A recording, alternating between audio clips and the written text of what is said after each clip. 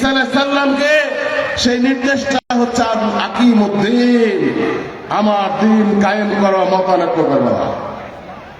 কে সর্বনায়, কে হেফাজত, কে দরবারের, কোন দরবারের, কে তাবলীগ, কে জামাত, কে আহলে হাদিস, কে হানাফি, এই ফতোয়াবাজি করে আল্লাহর দিন কায়েম থেকে দূরে থাকা যাবে না, ঠিক না?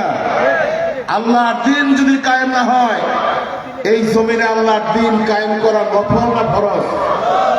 ফরজ।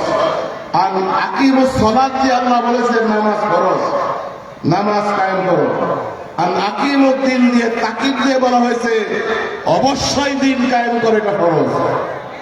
তাহলে নামাজের চেয়ে আল্লাহর দিন ফরজটা কি দুর্বল?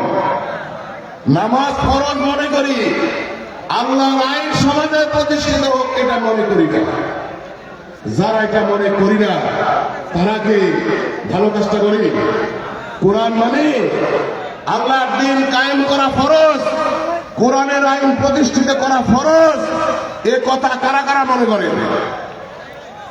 কারা কারা মনে করে? আলহামদুলিল্লাহ, আমরা সবাই মনে করি আল্লাহর দিন কায়েম করা ফরজ। আমরা আল্লাহর দিন কায়েমের জন্য চেষ্টা করবো তো ইনশাআল্লাহ। আমরা লক্ষ্য দিয়েছি, আমার নেতৃবৃন্দ ফাঁসির কাস্টে ঝুলেছেন, যদি আপোষ করেন নাই, লন্ডনে ভিডিও বার্তার মাধ্যমে জামাত ইসলামী চালান নাই। আগস্টের পরিবর্তনের পরে আমরা লুটপাট করি নাই, চাঁদাবাজি করি নাই, আমরা বৈষম্যহীন একটি মানবিক সমাজ প্রতিষ্ঠার জন্য, একটি কল্যাণকামী সমাজ প্রতিষ্ঠার জন্য, আল্লাহর দিন কায়েমের জন্য এদেশের সকল শ্রেণীর মানুষকে নিয়ে এই জমিনে আল্লাহর দিন কায়েম করতে চাই। আপনারা জানবেন না, বদরের যুদ্ধের মাধ্যমে যারা ইসলামের বিজয় হয়েছে, আগামী দিনের নির্বাচনে সেই বিজয় হবে ইনশাআল্লাহ। বদরের প্রান্তরে যেমন তলোয়ার চালিয়ে বিজয় হয়েছে, আগামী দিনে আল্লাহর দিন প্রতিষ্ঠার জন্য আমরা সেই নির্বাচনকে কাজে লাগাবো ইনশাআল্লাহ। সংগ্রামী ভাইয়ের আমার, বৈষম্যহীন সমাজ, কল্যাণকামী সমাজ, আল্লাহর দিন প্রতিষ্ঠার জন্য একটি সুন্দর ইসলামী রাষ্ট্র প্রতিষ্ঠার জন্য আমরা ঐক্যবদ্ধ হচ্ছি।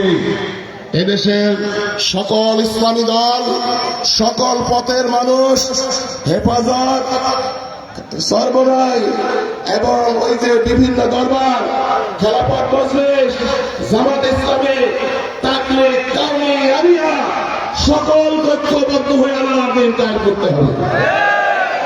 আমরা রাজি আছি কিনা? আমরা সেই ইসলাম প্রতিষ্ঠার জন্য আপনাদের সমর্থন চাই।